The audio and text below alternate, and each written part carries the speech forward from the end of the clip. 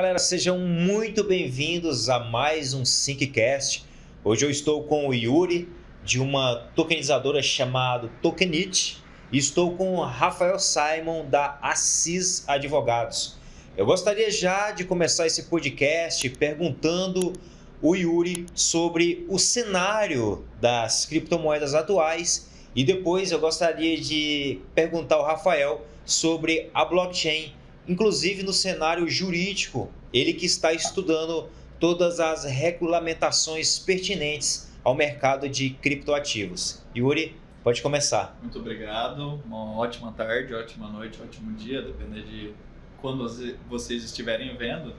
E sobre esse assunto é muito interessante porque nesse momento, no cenário de criptomoedas, a gente está vivendo o famoso bear market, ou inverno de criptomoedas.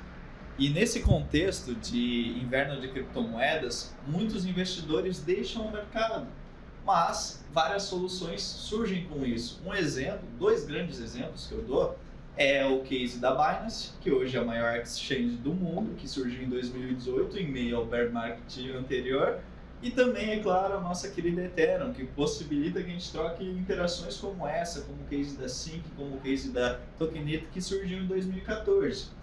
E nesse aspecto, eu vejo uma grande evolução no mercado como um todo e um grande amadurecimento, porque no ciclo anterior, a gente viveu alguns ciclos, né? Imagino que você viveu mais do que eu, mas eu pude ter altos e baixos dentro desse mercado e eu percebi um grande amadurecimento.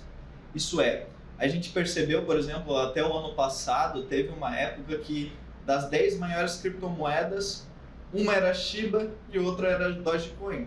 Isso demonstra uma grande irracionalidade por parte do mercado. E se eu não me engano, estavam em torno de 80 bilhões em soma das duas de market cap, de dólares em market cap. Imagine 80 bilhões de dólares em uma aplicação como assim.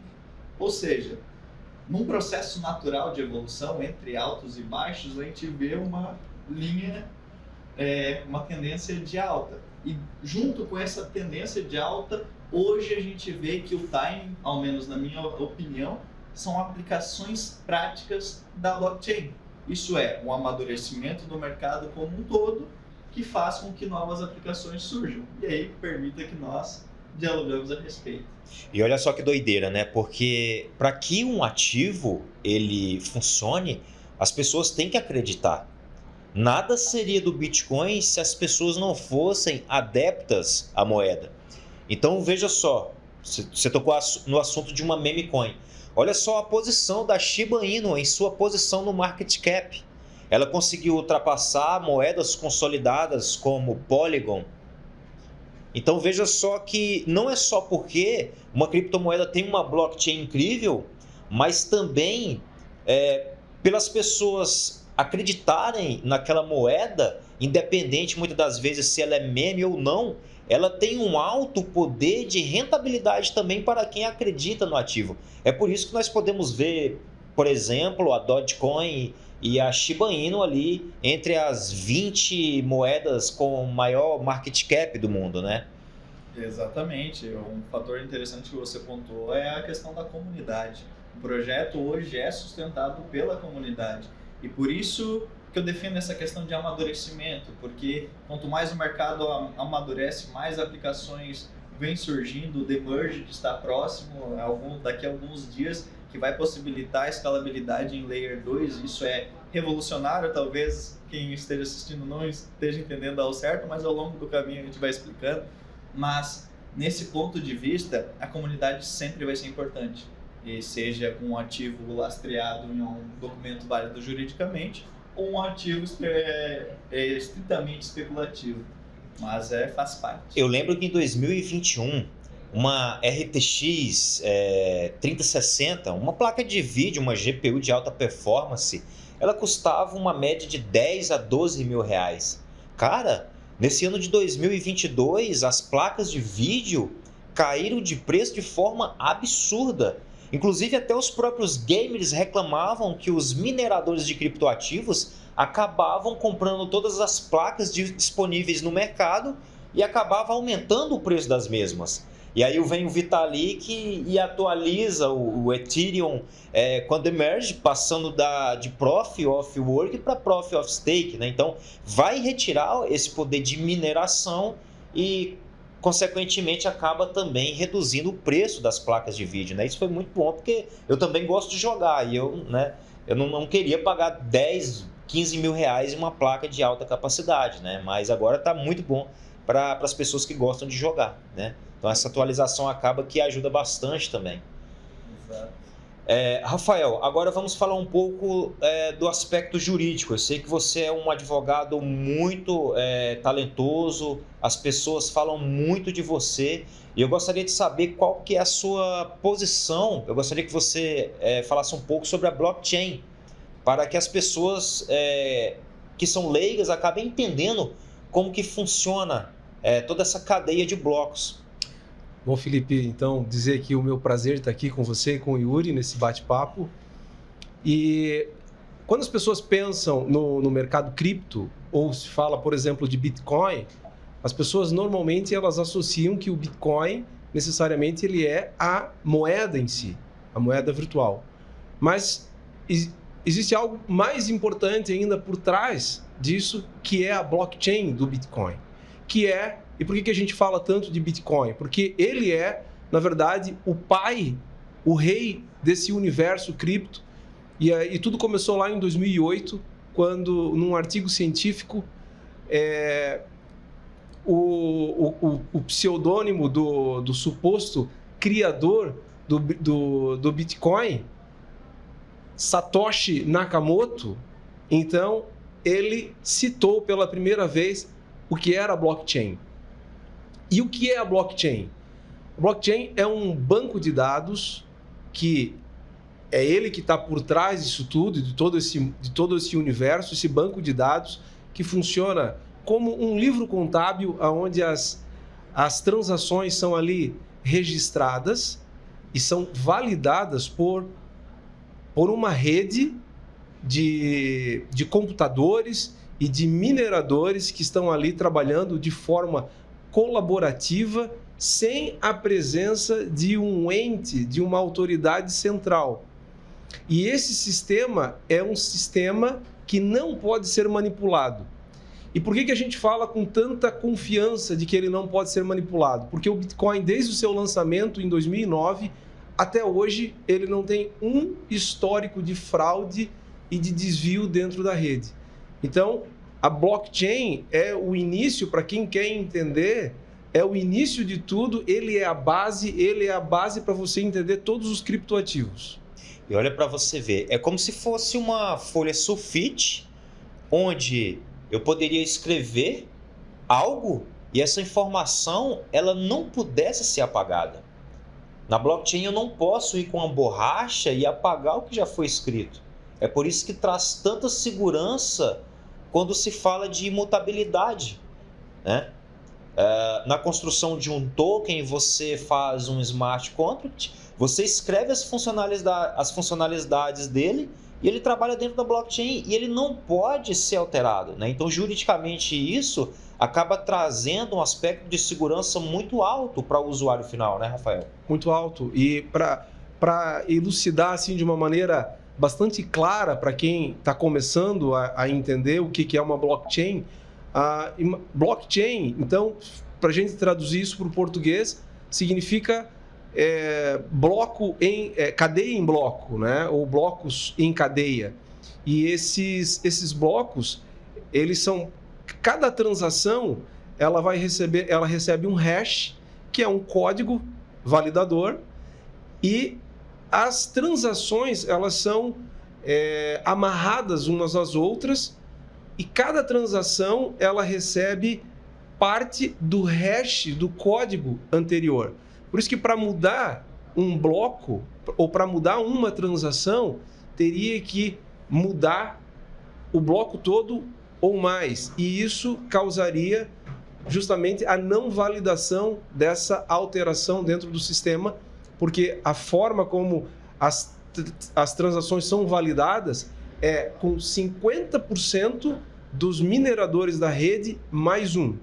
Então, é um sistema muito forte, é uma tecnologia que realmente traz muitas possibilidades para o mercado, como, por exemplo, a gente imaginar que hoje ainda os imóveis eles são registrados num papel, e você imaginar que no futuro, que eu acredito que vai ser no futuro próximo, nós vamos ter os imóveis aí registrados numa blockchain.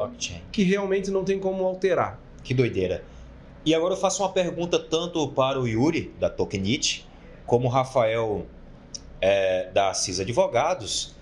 Quantas vezes vocês já ouviram falar, tanto em jornais como em rádios, de sites de bancos sendo invadidos por hackers e desviando recursos, muitas das vezes até de pessoas que nem têm tanto dinheiro, né, de pessoas, independente da hierarquia social, invasões em bancos, né? Quantas vezes vocês já escutaram isso?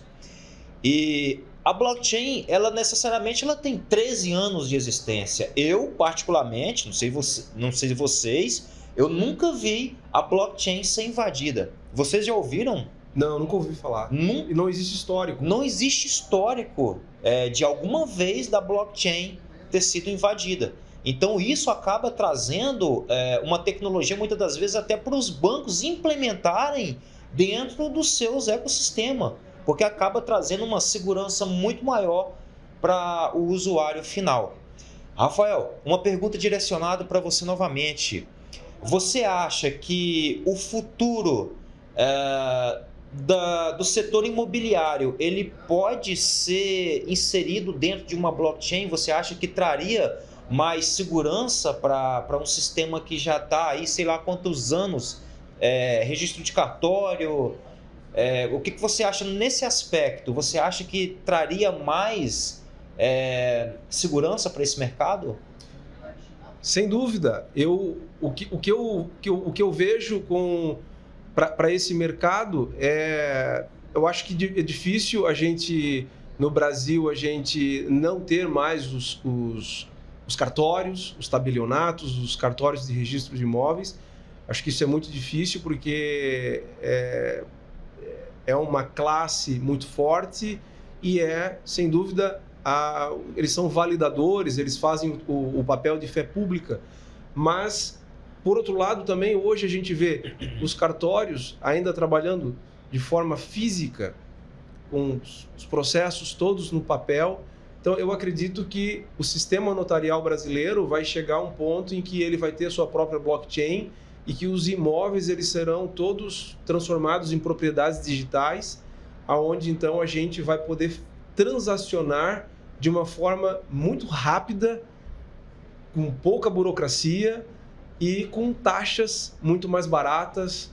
Rafael, eu lembro que uma vez eu fui comprar um terreno e depois de fazer pesquisas cartorárias, eu descobri que esse mesmo terreno já tinha sido vendido para várias outras pessoas. Isso, muitas das vezes, é uma falha no sistema, muitas das vezes é feito de forma ilícita, muitas das vezes, estou falando de empresas que não são idôneas. Isso na blockchain seria impossível, uma duplicidade de registro de imóveis, né? Seria impossível. Então, necessariamente, seria de extrema inteligência dos cartórios, de repente, implementar já uma blockchain dentro dos seus sistemas. Porque, queira ou não, é o futuro, né? Então, se o sistema cartorário ainda queira existir nos próximos anos, juridicamente falando, até traz uma segurança para o cliente e também acaba trazendo até mais investimentos para o mercado imobiliário, né? Eu lembro de uma situação onde um amigo meu que morava na Inglaterra vendeu o imóvel dele lá e ele veio embora para o Brasil. Uhum. E aí ele teve que fazer a transferência dos valores daquele imóvel que ele vendeu lá na Inglaterra para o Brasil.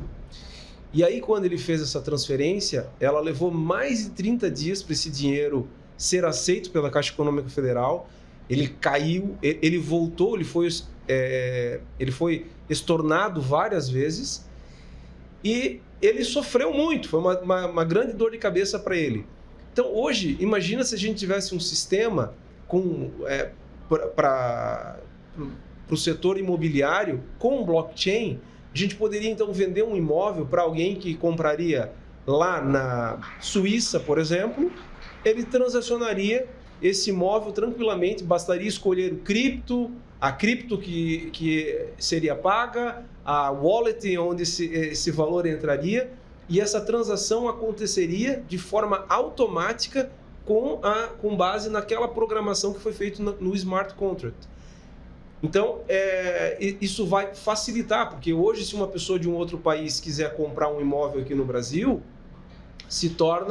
ela precisa ter a pessoalidade aqui, ou ela precisa estar representada por procuração, e, além de tudo, a grande burocracia que ela iria enfrentar era na questão do pagamento, que talvez depois de muito tempo, ali de várias tentativas, então o contrato ele realmente seria concluído com o pagamento. E de uma forma, com a blockchain, a gente teria isso feito de forma automática. Seria fantástico. Vai ser fantástico, porque isso a gente vai chegar. Que legal, né? É o futuro. Yuri, você que é de uma empresa que tokeniza ativos, nós temos aí os Payment Tokens, Utility Tokens, Security Tokens, Equity Tokens, tokens não fungíveis. Hoje, se você entra no CoinMarketCap, você tem cerca de 20.500 entre criptomoedas e altcoins catalogadas. Você acha que no futuro nós teremos tokens imobiliários? Eu acho que é uma evolução natural, né? Como foi dito anteriormente, acaba que os órgãos governamentais, a forma como as coisas são hoje, vão acabar se adaptando para a blockchain. Porque quando se pensa sobre blockchain, às vezes se tem a impressão de, poxa, mas é só mais uma tecnologia. O que de fato essa tecnologia tem de diferente? Será que não existiram algumas soluções parecidas? Mas como vocês comentaram, inclusive, anteriormente, sobre os bancos.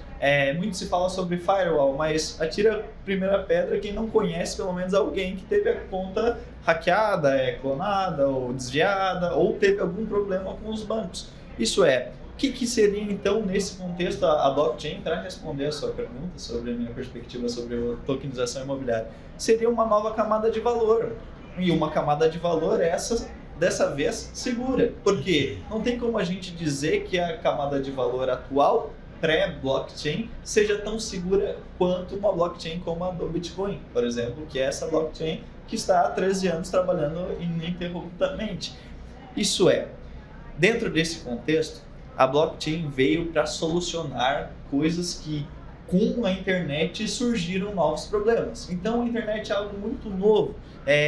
Mas blockchain também não é algo tão novo assim. A blockchain do Bitcoin veio em 2008, só que o Bitcoin como você falou do white paper do Bitcoin, um compilado de outras soluções. Inclusive uma da Xerox. Ou Xerox, eu não sei exatamente como eles pronunciam o nome da empresa, que inclusive foi a que desenvolveu o mouse, que foi inspiração pelo Macintosh e pelo Windows também. Mas em 1992 aconteceu uma questão muito interessante, que eles perceberam que estavam falsificando cartões feitos à mão e olharam, nossa, se eles conseguem falsificar cartões físicos, imagina que eles vão conseguir em um ambiente digital. É algo muito grandioso. É claro que se passaram várias evoluções dentro disso para a gente conhecer a blockchain como a gente vê hoje. Mas então, a blockchain é necessariamente uma tecnologia nova? Mais ou menos. 13 anos. A blockchain do Bitcoin, mas o contexto é gigantesco. É gigantesco. Mas o que eu vejo de diferente nessa blockchain do Bitcoin que não havia anteriormente? O timing. Por quê? Porque já existe o B-Money, Hashcash, entre outras criptomoedas que vieram desde os anos 90. Mas por que o Bitcoin surgiu num timing específico? Por conta da crise do Lehman Brothers, do subprime, enfim, que possibilitou e, na verdade, desafiou as pessoas a questionarem o sistema financeiro global. E eu vejo hoje, agora, para concluir a resposta à sua pergunta, que a gente está passando por um momento diferente, porém semelhante, que seria, a gente recentemente teve uma grande crise mundial, uma crise sanitária, que fez com que várias coisas sejam agora questionadas. Então, qual é a diferença da blockchain hoje para permitir aplicações como essa imobiliária, que não tinha anteriormente nos anos 90, ou até mesmo com a blockchain como a gente conhece hoje, essa do Bitcoin, Ethereum, entre outros protocolos, é o timing. Porque agora eu acredito que a gente está num momento onde aplicações reais, como o mercado imobiliário, se unem com grandes advogados e fazem contratos, e esses contratos dão um lastro ao token, porque o token é, no fim do dia, código.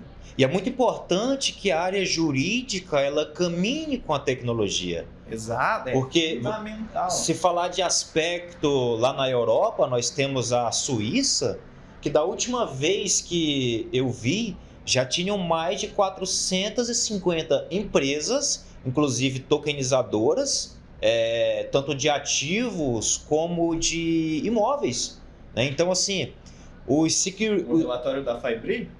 Não. Empresas foi fazendo uma pesquisa de geral. Empresas, um estudo geral na Europa. A Suíça já tinha cerca de 400 empresas que já estavam tokenizando ativos, imóveis, carros, parques eólicos, dentre outras coisas. É claro que a tecnologia geralmente ela explode primeiro lá fora e vem caminhando devagarosamente para o Brasil.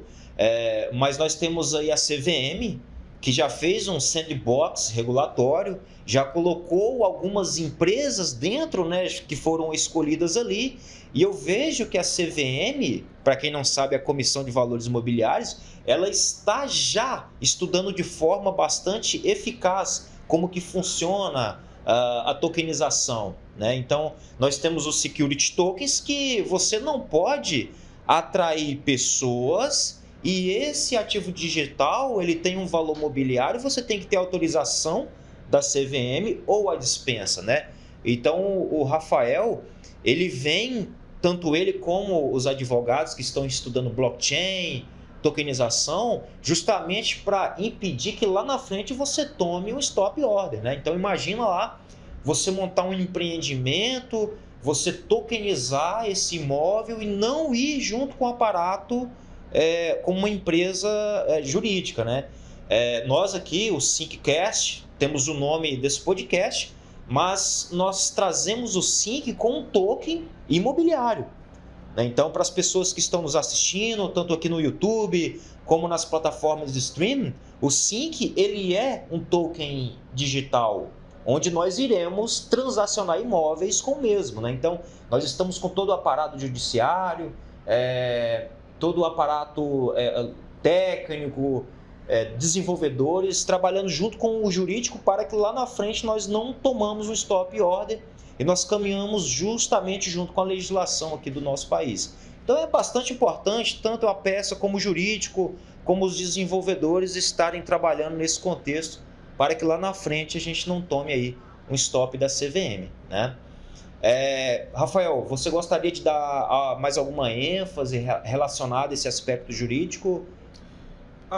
O que a gente hoje vive é realmente um período onde a gente tem um grande desenvolvimento tecnológico, porém o Estado ele demora para regulamentar. E isso é natural, porque o direito ele surge a partir dos conflitos. Então, primeiro a sociedade ela cria uma demanda jurídica, primeiro se instaura a cultura, para daí então o legislativo, o judiciário analisar conflitos e começar então a legislar e regulamentar. E a gente está vivendo esse período desse limbo, regulamentatório. Então é muito importante que ideias inovadoras como a ideia do Sync, as pessoas realmente acreditem, como vocês, parabéns pela coragem, pelo empreendimento, pelo empreendedorismo, né, pela visão, porque a sociedade ela quer evoluir, ela precisa evoluir. E se não houverem aqueles que fazem primeiro, que dão a cara a tapa, a sociedade simplesmente não evolui. E só para deixar uma coisa clara, a tokenização ela vem para democratizar. Porque uma pessoa está lá na Suíça, uma pessoa está lá em Amsterdã, lá nos Emirados Árabes ou qualquer lugar do mundo, tanto lá fora como aqui no Brasil. Eu estou lá na Espanha e eu consigo comprar um imóvel aqui no Brasil através da tokenização imobiliária. Então, se eu quero vender o imóvel por completo, eu quero subdividi-lo em 4 partes e dar 25% para cada token holder ou alugar, eu posso prover liquidez para o meu empreendimento através da tokenização imobiliária. E olha só que legal, eu não faço distinção de pessoas. Qualquer pessoa com poder hierárquico pode ir lá e comprar independente do capital. Então eu posso pegar uma casa de R$1 milhão e vender para 1.000 pessoas. Eu posso pegar o meu imóvel, criar 1.000 NFT e vender para 1.000 pessoas diferentes. E tudo registrado na blockchain de forma automatizada. Então, é uma tecnologia incrível e eu vou falar para vocês aqui o meu aspecto de pensamento. Eu acredito que num prazo de 4 ou 5 anos, todos os registros de imóveis e pelo menos uns 30, 40% das vendas de imóveis vão ser através da blockchain. E eu queria passar um ponto de educação para as pessoas, que eu vejo muitas pessoas caindo em pirâmides financeiras. E eu quero só dar ênfase um pouco nisso. Você que está nos assistindo e não sabe ainda como entrar no mercado criptográfico, eu quero comprar Bitcoin, eu quero comprar Ethereum ou outras moedas, altcoins, a primeira coisa que você tem que fazer é abrir conta em uma corretora, uma exchange de confiança. As pessoas que eu conheci ao longo do tempo que caíram em golpes, foi que ou deu dinheiro para a pessoa operar com o dinheiro dela, ou acabou colocando o dinheiro em uma plataforma que nem era uma exchange, uma corretora. Era uma pseudo-plataforma que se passava por corretora. Então, já de antemão, eu deixo aqui o nome da corretora que eu opero, né? Hoje essa corretora está batendo quase 10 milhões de usuários em todo o mundo. Ela está localizada lá em Singapura. Para quem não sabe, é um país que detém as melhores tecnologias financeiras. Então, tanto o banco como o exchange acabam contratando desenvolvedores de Singapura para desenvolver essas ferramentas, tá? E essa corretora que eu estou falando aqui é a Bybit. Então, você que deseja comprar qualquer moeda, quer fazer stake, quer fazer renda passiva, eu vou deixar um link aqui embaixo, tá? E também vai ficar um QR Code na tela, onde basta você apontar a câmera do seu celular e você vai ser redirecionado para a página para você fazer o cadastro, ok? Galera, certo. Só Rafael, deixa eu pontuar claro, fique à vontade. sobre isso que você falou agora, que é um ponto bem importante e que também dá luz a tudo que a gente falou hoje, que é o contexto da curadoria, é o contexto de quem está por trás de fato do token. Ou seja, é um token especulativo? Qual é o tamanho do projeto por trás? Por exemplo, Sync Token é um excelente case porque tem, entre aspas, lastro. O que seria o, entre aspas, lastro? Tem know-how, tem grandes prédios que a gente consegue ver e que a gente percebe que, não, eles realmente têm um valor a agregar. Então, nesse quesito de, ao escolher o token, a gente precisa entender quem está por trás desse token.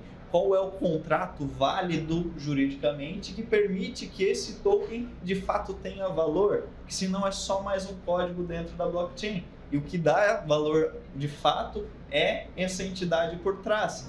Então, nesse contexto, eu já deixo o meu recado nesse sentido, que é busquem pelo projeto por trás, quem está no desenvolvimento, qual é o, entre aspas, lastro que essas pessoas têm, ao invés de simplesmente investir em qualquer coisa. E recomendo também a Bybit, porque é uma excelente corretora e que eu uso graças ao Felipe. Inclusive, o diretor da Bybit estava aqui no nosso evento que está acontecendo dentro da Expogestão.